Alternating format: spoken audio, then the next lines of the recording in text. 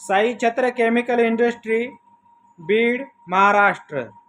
दोस्तों, जो महाराष्ट्र से लॉन्ड्री केमिकल ऑर्डर होते हैं उनको बहुत आसानी होती है, क्योंकि महाराष्ट्र पब्लिक ट्रांसपोर्ट यानी कि बस सेवा होती है जो महाराष्ट्र में, उनका ट्रांसपोर्ट डिपो भी होता है पब्लिक डिपो के साथ में।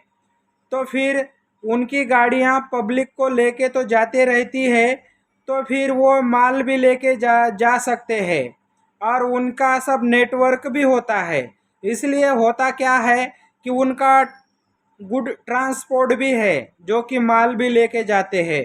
तो उनको ये फ़ायदा होता है कि वो जो माल जाएगा तो वो फ्री में जाता है, क्योंकि पब्लिक के साथ साथ माल भी फ्री में जाता है।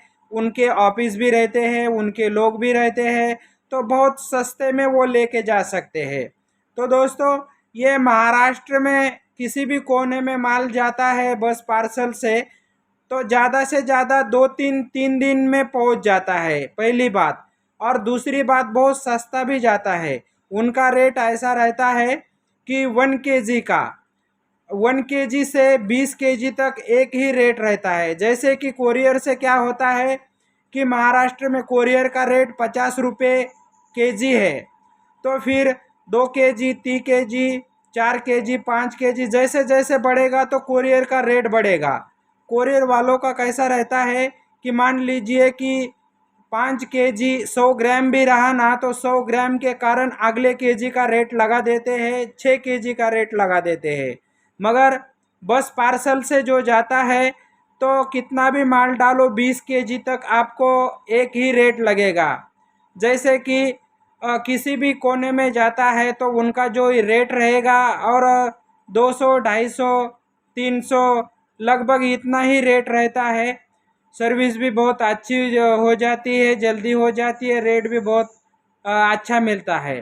तो महाराष्ट्र के जो भी पार्सल होते हैं, लॉन्ड्री केमिकल ऑर्डर होते हैं, ज़्यादातर हम क्या करते हैं कि बस पार्सल से ही भेज देते हैं।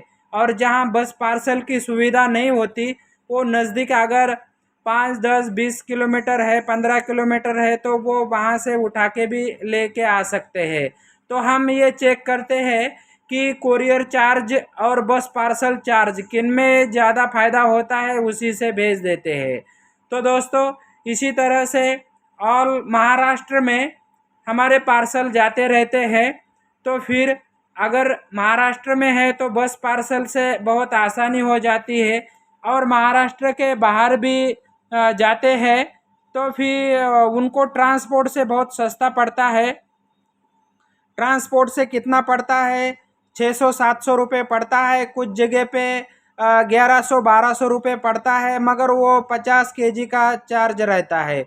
50 kg तक यही चार्ज रहेगा।